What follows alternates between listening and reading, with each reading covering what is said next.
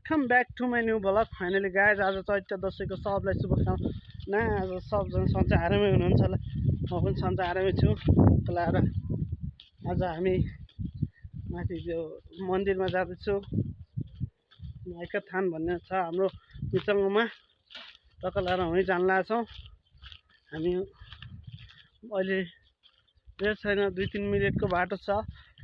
हामी त्यहाँ गएर भेट्नेछौँ है। अहिले हिँड्दैछु बाटोमा, हिँड्ने हो। टक्क लाएर त्यहाँ सामान छ होइन, यसरी हिँडेर यतिको भलक 1-2वटा जान्छ कहिले काहीँ है। माया देखाइदिनु, सपोर्ट गरिदिनु होला।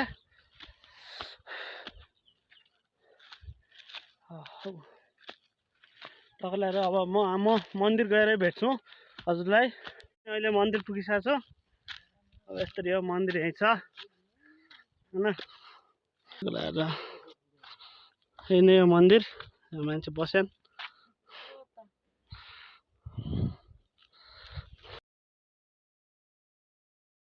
मन्दिर यहीँ छ, हामी पुरै मन्दिर भ्रमण गराउँछु।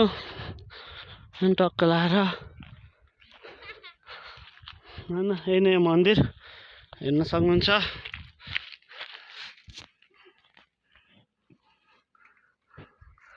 मन्दिर यस्तो छ। अब हामी यता पनि छ, एउटा गाउँ यता छ होइन। आजको पर्व स्पेसल छ सबलाई, दसैँको होइन शुभकामना। सबलाई माया देखाइदिनु होला होइन।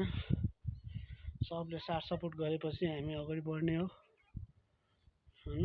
यतिकै केही छैन। अब आज मन्दिरमा अलि पूजा ढिला हुन लागेकोले हामी घर गइसकेको छौँ। सबले माया देखाइदिनु होला।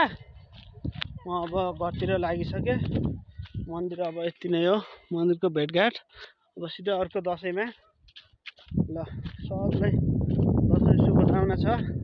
अब अरू भन्नु नै के नै छ र है। ल आजको लागि यति नै, बाई।